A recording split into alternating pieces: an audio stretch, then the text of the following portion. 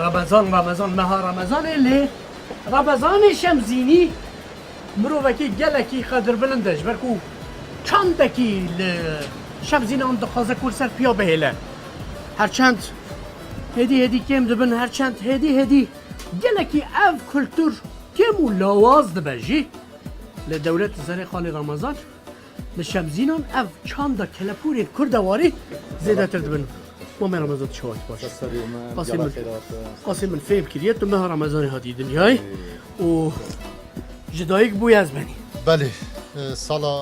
1965 یک مانگا هفت ماه رمضان ده اسات مدینه یعنی کلا هاوینه ده تو هاتی دنی هاوینه ده اسات مدینه به حکی گردی از گردی ما تو گردی بله اوجل کردی کتل خاکی آقای گردی آنجا کار میکنه سپاسیاتت که براستی کو اول مسلک ما دستبوی امجی وجلت خود کن جلی کردی جی بریدا کو بیرا مشته جلی کو پانتور و اوتشتا گلاکیم بو یه محمی اوه بو ام هیدی چند خو بازار دیکن از بنی که ور الویدری بلا حمول تباشمان ما و بجنو باله و بدله و جلی کردی باشتر ببین از بنی مثلا لگور ایل و عشیران دو هره لبرخوا کنا کنجو کراسا بله اوه انها یه سورانی هنه سورانی ام دبیجنوان مثلا حتی رزازی دبیجن مدلی وان هنه مراد خانی هیا و ها ستاتیوان تیدانان جبو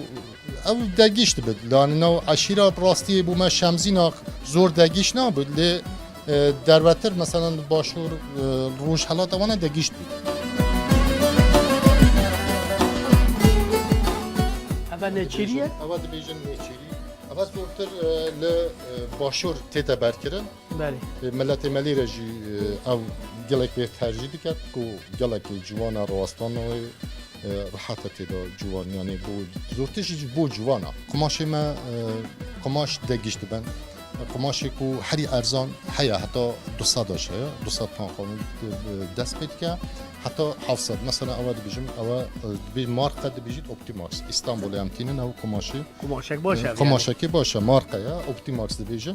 اما استانبول تینن او تاخماوی 650 700 وی اویدا گرانه یعنی گرانه بو هر کسی که نابید مرقه ایتت که میتش خواست یه بخو از نویجم اپتیماکس و شکل بهایا